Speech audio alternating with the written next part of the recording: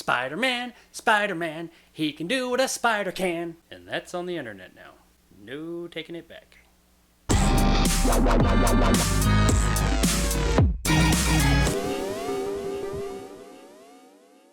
Spider-Man Far From Home is the sequel to 2017's Spider-Man Homecoming. And while it does act as a sequel to that movie, it even more so acts as a sequel to Avengers Endgame. Seeing as how a great deal of this movie is influenced by the events of Endgame, certain aspects of the story here play hard to those events. So if you haven't seen Infinity War or Endgame, I think you should probably watch those first. But who am I really kidding here? You've all seen Infinity War and Endgame. But for the 10 people out there who haven't seen those movies, I'll try and be as vague as possible when discussing those elements of this movie, so as to not ruin the experience of the previous movies. Tom Holland's back as Peter Parker and once again is a great Spider-Man. He's joined by Samuel L. Jackson as Nick Fury, Jake Gyllenhaal as Mysterio, a welcome addition to the MCU cast, and Jon Favreau is back as Happy, which I was happy to see getting more screen time. The performances here are all really good and what you expect from an MCU movie at this point. And Holland continues to be a fantastic casting choice as Spider-Man. He retains all that wonder and amazement that a kid that age would have in situations like this. The story's entertaining and fun.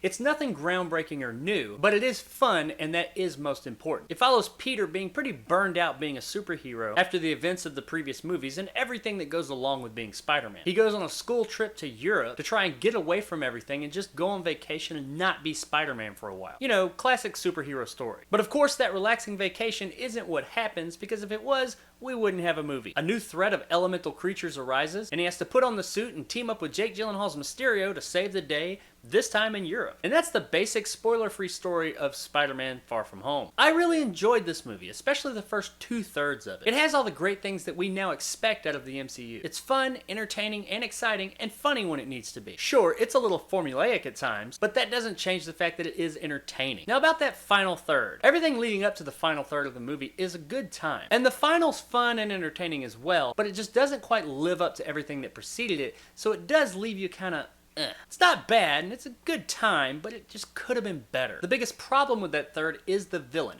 which is kind of weird because I actually like the villain in this movie. Their character and motivations were pretty interesting, though not very fleshed out. But the problem lies within the threat. Once you find out the big reveal about the villains, it becomes kind of hard to make them much of a threat. I mean, they do things to make them threatening, but as a whole, they just don't come across as much of a threat, and that really affects the final third. Once again, it was still entertaining, but it just peaked early on and just doesn't live up to everything before it. Overall, though, I did enjoy the villains of this movie. Not as much as Michael Keaton's Vulture from the first one, mainly due to him being much more fleshed out than these villains, but I did enjoy them either way. Another thing about the overall story that I did like was that it wasn't world-ending. Those multi-movie epic storylines that the MCU's been having lately are great and all, but it was nice to have a more focused on a singular character story like the old MCU again. I mean, those big multi-movie arcs are great and all, but this was a nice break from all that heaviness. The effects, like the performances, are pretty much what you expect from the MCU now. I mean, they're really great, and I hate to sound as if I'm being dismissive, but at this point, 20-something movies in,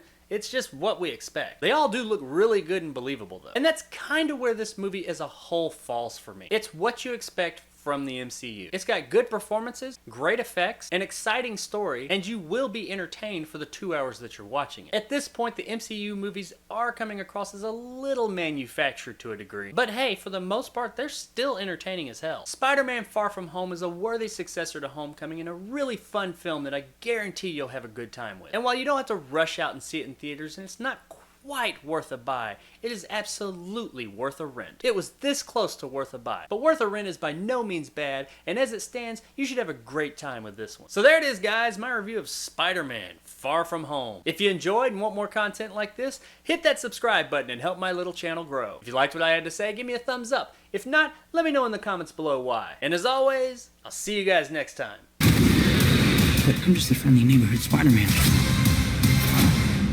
Bitch, please, you've been to space. I really did enjoy this movie, but honestly, I've been getting kind of MCU'd out. I don't think a little break would be a bad thing for him at this point. Maybe a year, or at least maybe a few months. Oh, well, never mind.